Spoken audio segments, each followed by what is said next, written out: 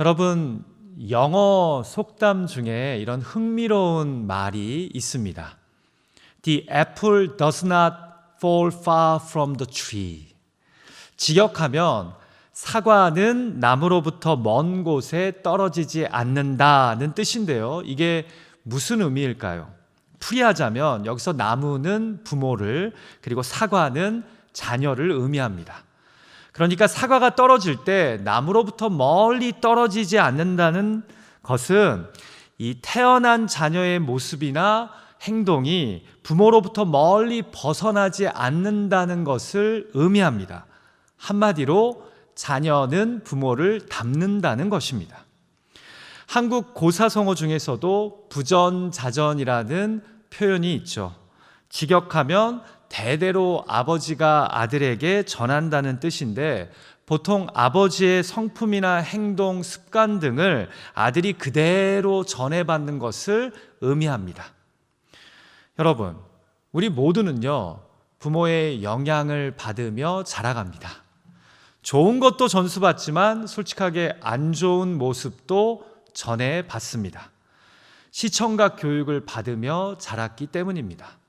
그래서 자라면서 부모님의 이런 모습은 닮고 싶지 않다, 나는 이렇지 말아야지 해도 어느덧 커서 이런 부모님의 모습을 그대로 따라하는 자신을 발견하곤 합니다. 좋은 것도 따라하지만 안 좋은 것도 그대로 배우기 때문입니다. 우리는 오늘 본문에서요, 부전자전하는 이삭의 모습을 발견하게 됩니다. 아버지의 좋은 것을 보고 따라합니까? 아니면 안 좋은 것을 따라합니까? 안타깝지만 안 좋은 것을 따라합니다. 아버지 아브라함이 아내를 누이라고 2번이나 속인 전적이 있는데, The apple does not fall far from the tree 라는 이 속담처럼 오늘 본문에서 이삭이 처음으로 아내를 누이라고 속입니다. 물론 이런 당황스러운 거짓말에는요, 당시 고대 근동 지방에서 목축업을 하는 사람들의 이 특별한 사회 문화적 배경이 있음을 이해할 필요는 있습니다. 여러분, 목축업을 본업으로 하는 사람들은요, 경우에 따라 가끔씩 농사를 짓기도 하지만 거의 대부분은 시즌에 따라 가축들을 데리고 계속 이동을 합니다. 그리고 이동을 하다 보면 이미 다른 사람들이 터를 잡고 살고 있는 곳들을 나그네처럼 방문하게 됩니다. 그렇게 방문을 하다 보면 경우에 따라 이 돌아다니는 타지 사람이라는 이유로 텃세를 당하거나 불합리한 대우나 공격을 받게 될 때가 생깁니다. 그래서 아브라함이나 이삭이요, 이동을 할 때 항상 이 미리 정착해 있는 토착민들의 동향을요, 유심히 살폈습니다. 때때로 어이없게 공격을 받거나 가진 가축들을 빼앗기기 때문입니다. 그러면서 나름대로 이 생존하는 방식이 이들 안에 생기게 되었습니다. 예를 들면 이런 거죠. 토착민들이 자신의 아내가 어여쁜 것을 보고 관심을 갖고 접근하다가 나중에는 아내를 빼앗으려고 자신을 공격하거나 해코지하는 경험을 몇 번 하고 나면 그때부터는 이 머리를 굴리기 시작합니다. 그래서 아내를 누이라고 속이고 지내는 것이 더 편하다는 꾀를 얻게 되는 겁니다. 여러분, 이해가 되시죠? 바로 이런 사회문화적 배경으로 인해 아버지 아브라함은 2번이나 아내 사라를 누이라고 속였고, 이제 그의 아들 이삭이 오늘 본문에서 부전자전하는 모습을 우리에게 보여주는 겁니다. 여러분, 사실 오늘 본문의 배경은 어떤 면에서 아버지 아브라함의 이야기들과 매우 유사하게 진행되는 것을 보게 됩니다. 같이 본문 1절 말씀을 읽어볼까요? 같이 읽죠. 시작. 아브라함 때에 첫 흉년이 들었더니 그 땅에 또 흉년이 들매 이삭이 그랄로 가서 블레셋 왕 아비멜렉에게 이르렀더니. 자, 창세기 12장에서 아브라함이 처음으로 하나님이 지시한 가나안 땅을 벗어나 애굽으로 내려간 적이 있었습니다. 그 이유가 무엇 때문이었습니까? 바로 기근 때문이었습니다. 지금 성경은 그 이야기를 또 꺼냅니다. 아브라함 때 첫 흉년이 들었던 것처럼 이삭이 살던 부엘라 헤로이에도 흉년이 찾아왔다는 겁니다. 자, 그래서 이삭이 어디로 갑니까? 아버지 아브라함도 한때 머물렀던 그랄로 이동합니다. 여러분, 흥미로운 점은요, 여기에 등장하는 이 그랄의 블레셋 왕이 아브라함이 두 번째로 아내 사라를 누이라고 속였을 때의 왕의 이름과 같이 아비멜렉이라는 동일한 이름이라는 점입니다. 자, 그러나 성경학자들은 이미 80년 이상이 지난 후의 일이기에 이 동일한 이름의 다른 인물일 것으로 봅니다. 그리고 이 아비멜렉이라는 이름의 의미 자체가 내 아버지는 왕이시다는 의미이기에 아마도 이집트 왕을 바로라고 부르는 것처럼 그랄 땅의 왕을 부르는 직함이 아비멜렉이 아니었을까 추정하기도 합니다. 여하튼 상당히 유사한 상황에서 아들 이삭의 부전자전의 모습이 시작된 겁니다. 자, 이 부전자전의 이야기 속에서 오늘 하나님이 우리 개개인에게 주시는 은혜와 도전은 무엇일까요? 첫 번째로, 약속의 땅에 있어도 인생의 흉년은 찾아온다는 점입니다. 여러분, 왜 지금 이삭이 가나안 땅을 나그네처럼 배회하고 있습니까? 창세기 12장에서 여호와 하나님이 갈대아 우르에 있던 아브라함에게 나타나 말씀하셨기 때문입니다. 너는 너의 고향과 친척과 아버지의 집을 떠나서 내가 너에게 보여주는 땅으로 가라. 내가 나를 너의 하나님으로 믿고 따르면 내가 너로 큰 민족을 이루어 내게 복을 주고 또 내 이름을 창대하게 하리라 약속하셨기 때문입니다. 그래서 믿음의 조상 아브라함이 이 약속을 붙잡고 가나안 땅으로 믿음의 대장정을 떠났습니다. 그런데요, 그 약속의 땅에 와서도 아브라함의 삶에 기근은 찾아왔고 지금 그의 아들 이삭의 삶에 흉년이 찾아온 겁니다. 사랑하는 예배자 여러분, 하나님이 지시하신 땅에 머문다고, 순종한다고 항상 삶이 평탄한 것은 아닙니다. 그런데 여러분, 우리는 항상 하나님과의 관계에 있어 이 give and take의 마음을 가질 때가 많습니다. 여러분, 사실 믿음이란 give and take의 관계는 아니지 않습니까? 여러분, 누가 give and take의 관계를 믿음의 관계라고 합니까? 계산된 관계라고 하죠. 내가 순종했으니, 내가 지시하신 땅으로 갔으니 이제 하나님이 내 삶을 평탄케 하시고 복을 내려주셔야 한다는 생각, 하나님이 약속하신 땅에서는 그 어떤 어려움도 시련도 없어야 한다는 생각은요, 사실 다 계산된 관계이지 믿음의 신앙의 관계는 아닙니다. 그래서 성경이 우리에게 보여주시는 하나님은요, 이렇게 계산적으로 기계적으로 움직이시는 하나님이 아닙니다. 때때로 약속의 땅에 있는 우리에게 기근을, 흉년을 허락하시기도 하시는 하나님이시라는 겁니다. 여러분, 여기에는 몇 가지 이유가 있는데요. 첫 번째는 우리와 하나님과의 관계를 점검하기 위함입니다. 여러분, 우리 인생의 흉년은요, 우리가 진정 하나님을 어떤 대상으로 믿고 신앙하는지를 적나라하게 보여줍니다. 2절을 보십시오.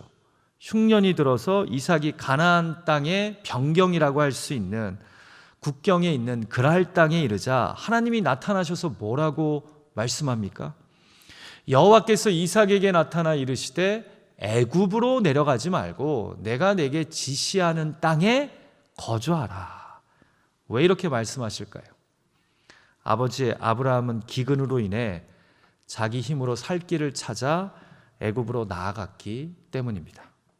기근이 찾아오자 아브라함이 실제로 하나님을 어느 정도로 생각하며 신앙하는지가 드러난 겁니다. 먹고 살기가 편할 때가 아닌 힘들어지자 여호와 하나님은 아브라함에게 딱 그 정도의 하나님이셨던 겁니다. 그래서 하나님이 유사한 상황에 처한 이삭에게 나타나서 아예 말씀하십니다. 너는 아버지처럼 애굽에 가지 말고 내가 지시한 이 땅에 그냥 머물라고 말입니다. 자, 두 번째로 하나님이 우리 인생에 흉년을 허락하시는 이유는 관계의 성숙을 위해서입니다.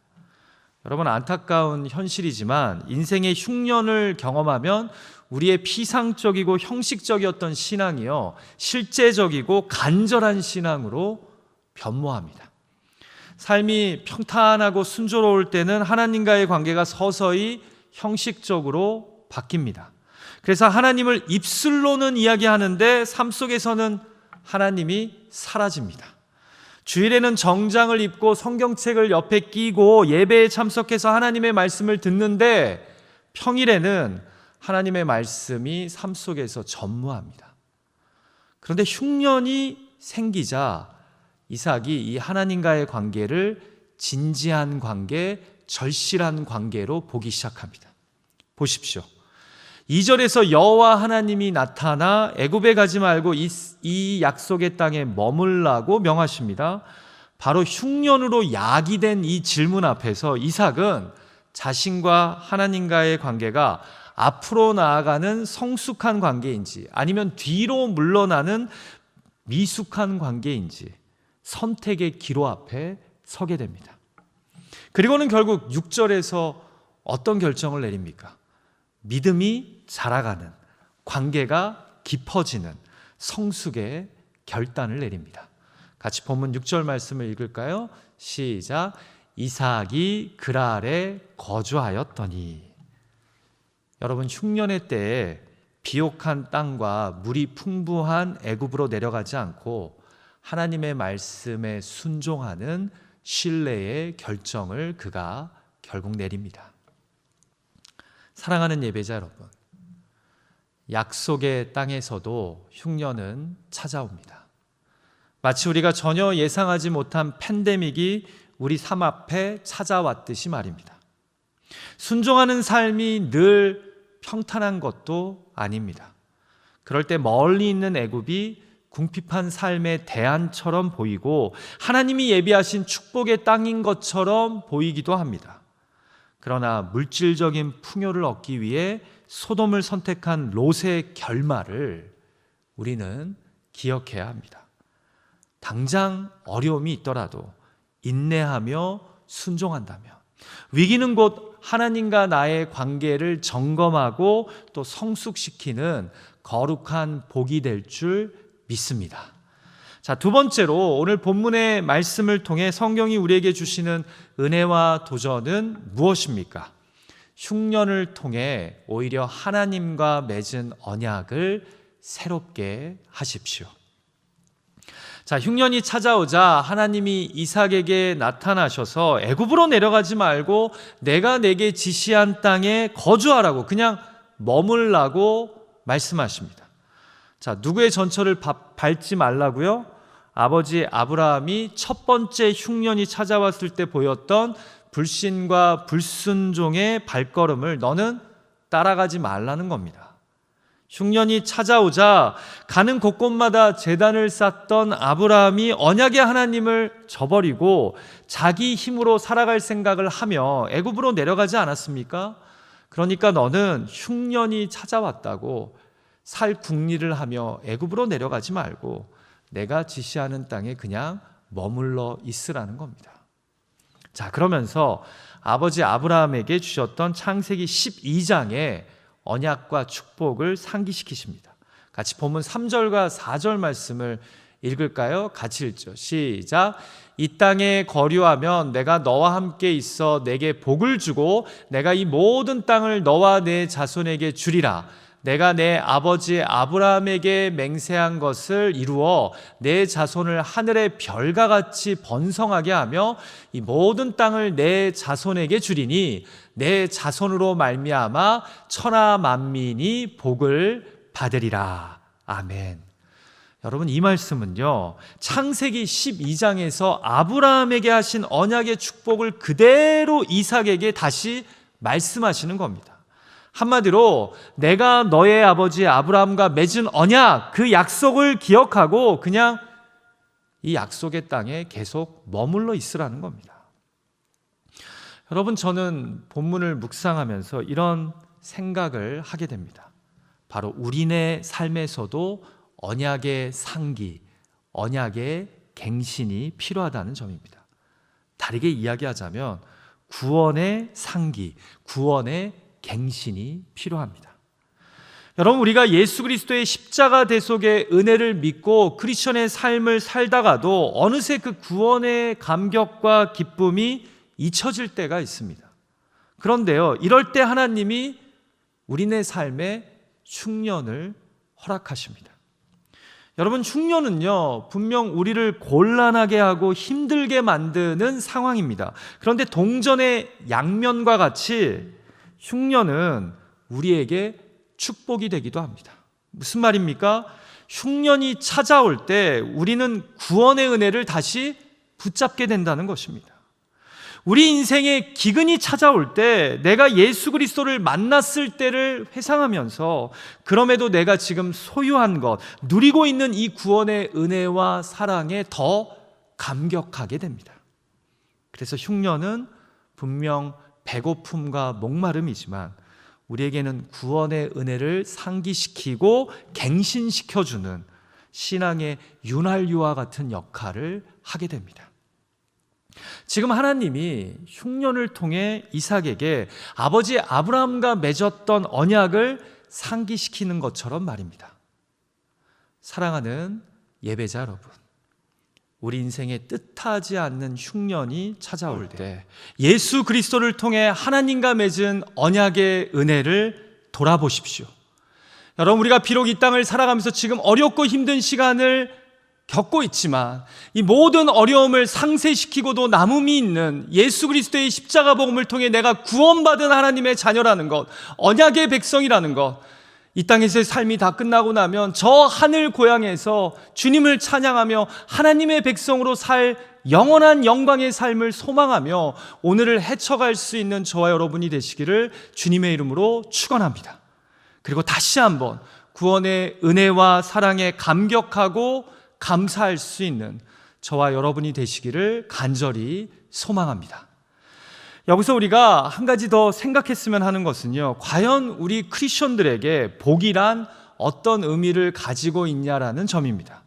여러분, 성경은 아브라함 때부터 선택받은 언약 민족에게 복이란 단순히 내가 받아 누리고 즐기는 것이 아닌 다른 사람들을 축복하는 통로가 되어야 함을 말씀하십니다. 지금 흉년을 맞은 이삭에게 아버지 아브라함과 맺은 언약을 상기시키시면서 하나님이 4절에서 뭐라고 말씀하십니까? 흉년이 찾아와도 이 땅에 머물러라. 그러면 내가 너와 함께 있어 내게 복을 주고 이 땅을 너와 내 자손에게 주어 너를 번성하게 한 후에 마지막이 뭐예요? 천하 만민이 너로 말미암아, 너의 민족으로 말미암아 복을 받게 할 것이라고 말씀하시지 않습니까? 여러분, 결국 성경적인 복의 궁극적인 목적은 무엇입니까? 복을 받아서 나와 내 가족, 우리 일가 친척이 잘 먹고 잘 사는 겁니까? 아닙니다. 내가 하나님을 믿음으로 복을 받아 이로 말미암아 천하 만민, 바로 다른 사람들이 그 복을 나눠 받기 위함입니다. 여러분, 아멘이십니까? 이것이 창세기 때부터 성경이 복에 대해 갖고 있는 일관된 관점입니다. 부디 이 어렵고 힘든 시간을 지나가며 우리가 하나님의 백성으로서 가지고 있는 것들, 남들보다 조금이라도 더 누리는 것이 있다면 이것을 다른 이웃들을 위해서도 사용할 줄 아는 그런 복된 자들이 되시길, 이를 통해 하나님의 살아계심을 드러내는 저와 여러분이 될 수 있기를 주님의 이름으로 축원합니다. 자, 마지막 세 번째로 이 부전자전의 이야기 속에서 오늘 하나님이 우리 개개인에게 주시는 은혜와 도전은 무엇일까요? 약속에 머물면서 내 자녀에게 아름다운 신앙의 모습을 전수하십시오. 여러분, 결국 이삭은요, 그랄에 머물기로, 곧 하나님이 지시하신 약속의 땅에서 벗어나지 않기로 결정합니다. 분명 물이 많고 비옥한 애굽의 땅은 그에게 유혹거리였음에도 불구하고 말입니다. 자, 그런데요, 그 다음 이야기에서 우리는 실망감을 금치 못하게 됩니다. 왜 그렇죠? 자기 혼자 살겠다고 아버지처럼 아내를 누이라고 속이기 때문입니다. 같이 본문 7절 말씀을 우리가 한 목소리로 읽었으면 합니다. 같이 읽죠. 시작. 그곳 사람들이 그의 아내에 대하여 물으매 그가 말하기를 그는 내 누이라 하였으니. 여러분, 혹시나가 역시나입니다. 역시 우리 인간은 자기 신앙을 자랑할 대단한 존재가 아닌 겁니다. 바로 전에 그렇게 귀한 믿음의 결단을 하며 언약을 다시 붙잡고 결단을 내린 이삭이 다시 아버지의 연약한 모습을 따라갑니다. 마치 베드로가 주와 함께 오게도 죽는 데에도 가기를 각오했다고 고백한 후에 잡히시는 예수님을 멀찍이 쫓아가며 3번이나 부인한 것처럼 말입니다. 성경은 그의 아내 리브가가 아리따움으로 그곳 백성들이 리브가로 인해 자신을 죽일까 두려워서 아내를 누이라 속였다고 기록합니다. 하나님과의 언약을 되새기며 흉년 가운데서도 가나안 땅에 머물겠다고 한 이삭이요, 하나님의 보호하심과 인도하심을 신뢰하지 못하고 꾀를 쓴 것입니다. 여러분, 저는 우리가 너무나 잘 아는 이 말씀을 가지고 여러 이야기를 하기보다 딱 한 가지 도전을 여러분과 나누고 싶습니다. 바로 나는 우리 자녀들에게 어떤 신앙인의 모습을 남길 것인가 하는 질문입니다. 안타깝지만 이삭은 아버지 아브라함의 연약한 모습, 때에 따라 불신하며 자기의 힘과 꾀로 살아보려는 신앙인의 모습을 그대로 답습합니다. 여러분, 사실 아브라함이 사라를 누이라고 속인 일은요, 다 이삭이 태어나기 전에 일어난 일들입니다. 그럼에도 그의 연약한 모습을 마치 옆에서 이삭이 지켜보고 자란 것처럼 그대로 아버지를 따라하지 않습니까? 놀랍죠? 마치 무슨 유전자에 새겨져 있는 것처럼 그대로 따라합니다. 사랑하는 예배자 여러분, 내가 가정에서 보이는 모습을 자녀들이 안 보는 듯하지만 다 보고 있습니다. 내가 자녀들을 양육하면서 말하고 행동한 것, 또 그 안에 담긴 가치와 철학을 자녀들이 잘 이해하지 못하는 듯해도 사실은 다 보고 듣고 있습니다. 그 안에 우리가 신앙인으로서 사실은 어떤 생각을 하고 있고 어떤 가치를 더 중시하고 있는지 다 느끼고 배우고 있습니다. 또 우리가 가정과 일터에 위기가 찾아올 때 어떻게 반응하며 이를 해결하려고 하는지 그 모습을 통해서도 아이들은 우리의 신앙을 그대로 보고 배웁니다. 그런데 중요한 것은 보고 배운 대로 그들이 나중에 커서 우리를 답습할 확률이 매우 높다는 점입니다. 우리 부모님이 나를 키우면서 강조한 가치와 철학대로 그들의 자녀들을 키우게 되고, 우리 부모님이 위기 가운데 신앙인으로서 어떻게 이것을 헤쳐갔는지 그 모습을 기억하며 그들도 자신들의 위기를 헤쳐갈 확률이 매우 높습니다. 제가 팬데믹이 일어나기 전에요, 다른 교회에서 신앙생활하는 한 2세 부부와 상담을 하게 되었습니다. 자신들이 신앙생활하는 EM 교회에서 담당 목회자와의 관계에 어려움을 겪는 그 문제를 고민을 상담하고자 저를 찾아온 겁니다. 여러분, 그날 참 두 부부와 진솔한 대화를 나눴고요, 또 기도해 주는 그런 축복된 유익한 시간을 가졌습니다. 보니까 두 사람이 만나기 전보다 훨씬 홀가분한 마음으로 밝은 표정으로 그 자리를 떠나더라고요. 자, 그런데요, 떠나고 나서 제 마음 한편이 매우 아팠습니다. 두 사람이 대화 중에 했던 이야기가 떠올려져서요. 이런 이야기를 하더라고요. 우리의 1세 부모님들이 교회에서 담임 목사나 장로님들과의 관계로 싸우거나 아파할 때 자녀로서 참 그 모습이 이해가 되지 않았답니다. 왜 예수 믿는 분들이 저러는 것일까? 왜 이로 인해 교회가 이렇게 싸우고 분열하고 갈등해야 하는가? 그래서 이런 경험들로 인해서 한때 이들의 신앙의 여정에 위기가 찾아왔대요. 이 1세대, 부모 세대가 교회에서 싸우는 모습들을 보고요. 그런데 지금 자신이 신앙생활하는 EM이 거의 다 2세 아니면 1.5세인데 1세들과 비슷한 안타까운 문제로 갈등하고 고민하는 모습을 보면서 이 이민교의 안타까운 모습이 우리에게도 전수됐구나, 이게 반복되는구나 라는 생각이 들었다라는 거예요. 그 말이요, 그 두 분이 떠난 다음에도 제 마음을 아프게 하더라고요.